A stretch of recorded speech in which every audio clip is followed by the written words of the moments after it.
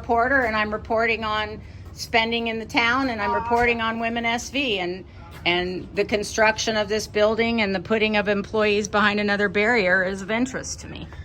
Okay. What's your name? Excuse me. What's your name? CSO, Alvarado. Alvarado? Yes. And what's your badge number? 415. And why did you come over here? I just saw someone scaling the building. Just thought. Someone I'd ask. scaling the building? Yeah, just looking around. So I just thought maybe you were looking for someone. I thought I could help. Okay, thank you. Yeah, have a good day. Would you be able to help us? This is Susan Bassi. In this video, we return to the town of Los Altos as part of our ongoing investigation into private judging and a nonprofit organization known as WomenSV. This nonprofit has influenced the culture of policing in the area, particularly how law enforcement responds to complaints of domestic abuse and how police officers can influence the way that cases go into family or criminal court.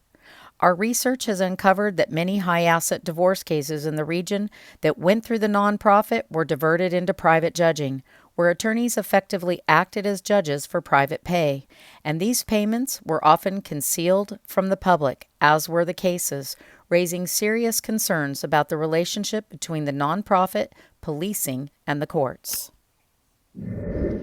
Hi. How are you? I'm good. I'm Susan Bassi. Okay. I'm an investigative journalist. I've been asking for records and to talk to somebody in this department for a very long time, and I haven't had a lot of success. Okay. I am investigating WomenSV, which is a charity that purports to help victims of domestic violence here in Los Altos. Yeah. How familiar are you with them? But why does that matter? Matters a lot. Am I being interviewed? Yeah, you are, as a matter of fact. I'm not doing an interview with you. Well, you're a police officer, you're standing there in a uniform, and I'm investigating this, and this charity has been saying they're partners with the Los Altos Let me police. see your credentials. Did you really just ask me that? Press credentials are traditionally something that local government and police ask for to give photojournalists and reporters access to certain events and to get across police tape lines during the middle of public emergencies. Ruth Patrick, the founder of WomenSV, had no press credentials, but she wrote regularly for the local newspaper, the Los Altos Town Crier, and that apparently was all the credentials she needed to get access to the police department here, including the police chief, who introduced her as his good friend to other police chiefs in the area, a fact that we didn't find through public records until we got them from the Sunnyvale Police in 2025. You're saying you're an investigative journalist. That's right, I am.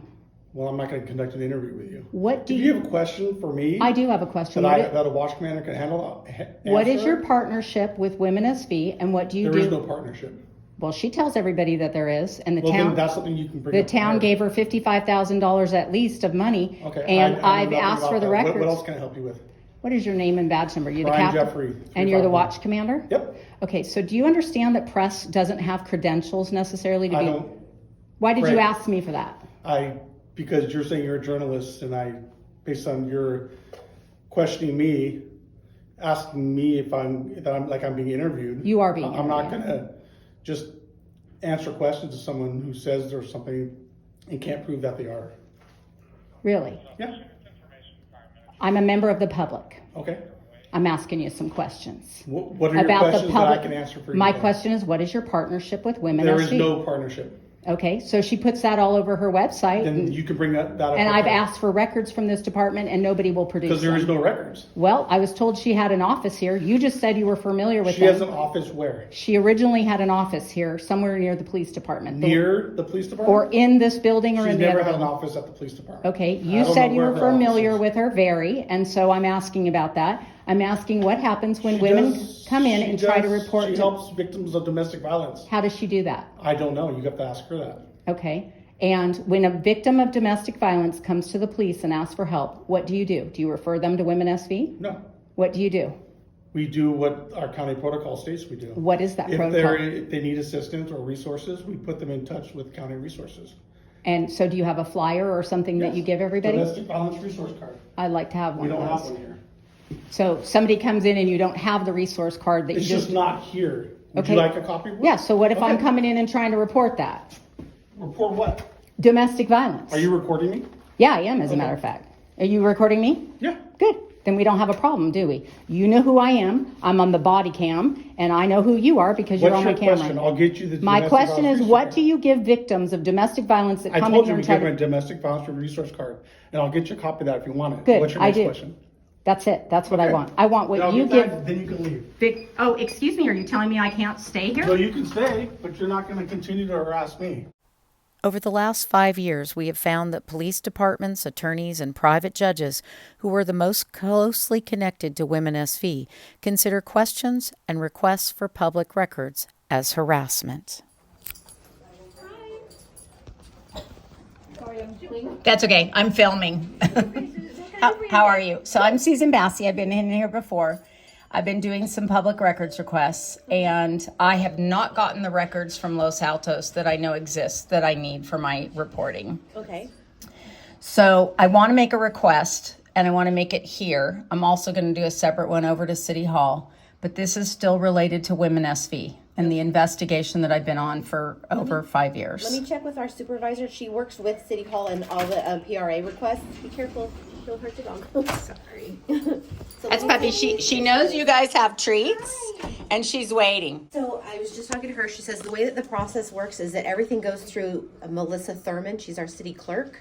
She knows And then me well. she disseminates it. So nothing has come through here. So she has not disseminated anything this direction. Okay, so you want me making the records request at City Hall, not here? It has to be at there. That's the process. Okay, They don't allow us to start it anymore. okay. After we started reporting on WomenSV and requesting these records, towns and cities started changing their policies to conceal the public records and to put public employees behind gates and windows and locks that keep them further and further from the public. Verbally. Okay. Is Melissa Thurman in? Melissa's out today. Okay, how about Gabriel? I do not know if Gabe's here. He is in the other building. Okay, oh, they moved his office I now? don't have his schedule. Yes. Okay, I'll go and take a peek later. He did mention he was moving up to the corner office. Okay, my name is Susan Bassi, and I've done records requests here before. And these are all records related to the nonprofit WomenSV. So I'm going to clarify what I'm looking for because you guys have not produced the records that I know are available. Okay. Okay, so Sunnyvale produced records recently that showed that your police chief was introducing Ruth Patrick and WomenSV to other area police chiefs as early as 2015. So this request goes back to 2015, and you guys did not produce the records of him communicating to introduce Ruth before it was a tax-exempt organization. Your police chief not only introduced her to other police chiefs, but held her out as an expert on domestic violence and offered training. She had no formal certification to do training. She wasn't running a tax-exempt organization at the time, and she was sitting on the Domestic Violence Intervention Council. The reason I'm telling you all this is so that you know how to get the records. When the town first funded WomenSV, they claimed they were funding WomenSV, but I believe the money was sent to the DVIC, which is the Domestic Violence Intervention, which was a separate nonprofit. And you guys have been a little evasive about producing records that would show those payments. So I want to double down on those records about Can you just repeat DVIC, Domestic Violence Intervention Coalition, I think it's called. When highly paid public employees and elected officials hide from the public and hide public records, we have to double down. That means not giving up, because what they're hiding is exactly what we need to report on. And then finally, there was a police chief that resigned and went on the WomenSV advisory board. For over a decade, a woman with documented mental health issues who reportedly made false allegations of abuse in her own divorce was able to influence police and shape how they respond to domestic abuse calls and wrote their reports. Despite having no credentials or formal training, Ruth Patrick gained access to high-ranking police officers and politicians.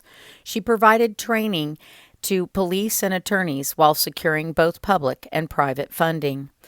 And although many of those influenced by WomenSV have since left office and her grant funding has been cut and others have resigned or moved out of the area, the culture of false claims they fostered created a lucrative environment for divorce attorneys and private judges and seemingly continues to impact how police officers continue to do their jobs.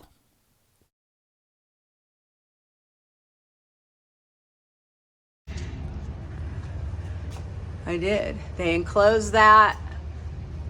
They shaded their windows and they made it so that you can't get around and see their windows.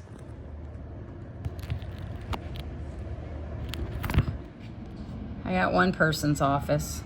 Bet it's not old Gabriel's. He's probably behind a barrier.